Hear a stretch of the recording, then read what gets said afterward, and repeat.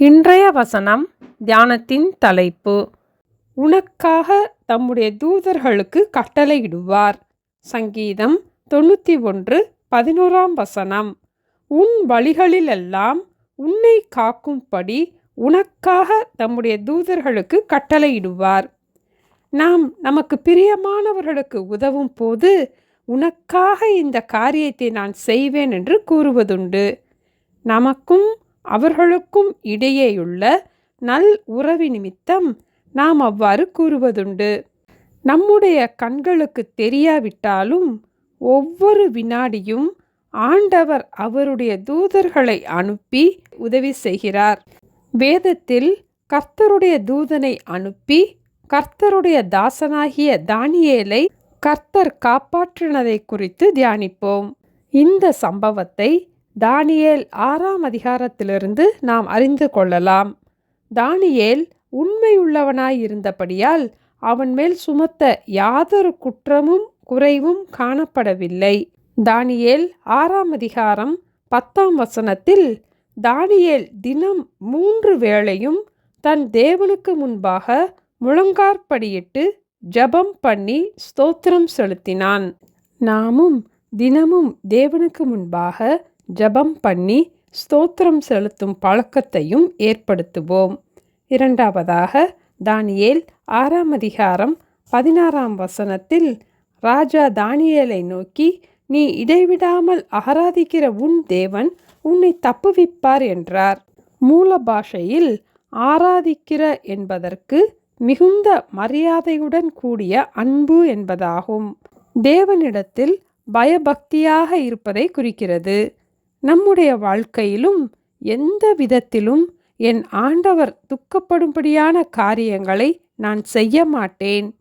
எனக்கும் ஆண்டவருக்கும் இடையேயுள்ள அன்பின் ஐக்கியத்தை பிரிக்கக்கூடிய எந்த பேச்சையும் நான் பேச மாட்டேன். எனக்கும் ஆண்டவருக்கும் இடையேயுள்ள அன்பின் ஐக்கியத்தை பிரிக்கின்ற எந்த செயல்களையும் நான் செய்ய மாட்டேன் என்ற எண்ணத்தோடு தேவனை சேவிப்பதாகும். இப்படிப்பட்ட சுபாவமுள்ள தானியேல் உண்மையுள்ளவனாக எந்த குற்றமும் செய்யாத போதும் தானியேல் மேல் வீணாக குற்றஞ்சாட்டி தானியேலை சிங்கக்கெபியிலே போட்டார்கள்.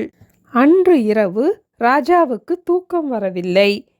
காலையில் கிழக்கு வெளுக்கும் போதே ராஜா எழுந்திருந்து சிங்கங்களின் கெபிக்கு தீவிரமாக சென்று, தானியேலே, ஜீவனுள்ள தேவனுடைய தாசனே, நீ இடைவிடாமல் ஆராதிக்கிற உன் தேவன் உன்னை சிங்கங்களுக்கு தப்புவிக்க வல்லவராய் இருந்தாரா என்று கேட்டார். அப்போது தானியேல், சிங்கங்களை சேதப்படுத்தாதபடிக்கு தேவன் தம்முடைய தூதனை அனுப்பி அவைகளின் வாயை கட்டி போட்டார். அதேனென்றால் அவருக்கு முன்பாக நான் குற்றமற்றவனாய் காணப்பட்டேன். ராஜாவாகிய உமக்கு முன்பாகவும் நான் நீதிகேடு செய்ததில்லை என்றான். அப்பொழுது ராஜா தானியேலை சிங்கக்கெபியிலிருந்து வெளியே தூக்கிவிட சொன்னார். பின்பு தரியு ராஜா தன் தேசத்திலுள்ள எல்லா ஜனங்களுக்கும், தானியேலை சிங்கங்களின் கைக்கு தப்புவித்த அவரே தப்புவிக்கிறவரும் ரட்சிக்கிறவரும் வானத்திலும் பூமியிலும் அடையாளங்களையும் அற்புதங்களையும் செய்கிறவருமாயிருக்கிறார் என்று எழுதினான்.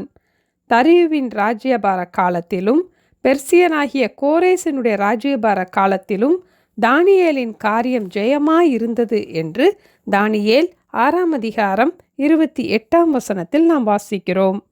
தானியேலின் தேவன் இன்றும் நம்முடைய தேவனாக இருக்கிறார்.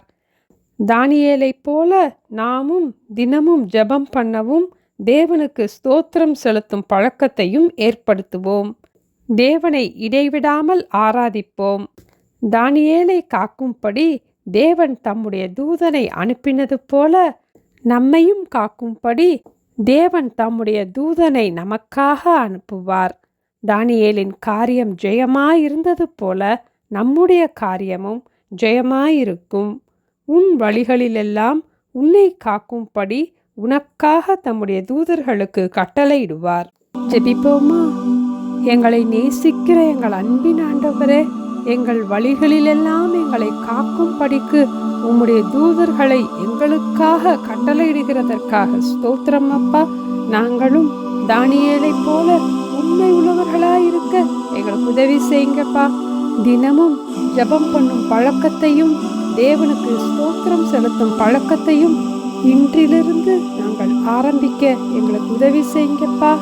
தானியேலைப் போல நாங்களும் இடைவிடாமல் தேவனை ஆராதிக்கவும் தேவனுக்கு முன்பாக குற்றமற்றவர்களாய் காணப்படவும் எங்களுக்கு கிருபை தர வேண்டுமாய் இயேசுவின் நாமத்தில் ஜெபிக்கிறோம் பிதாவே. ஆமேன். Thank you. Have a blessed day.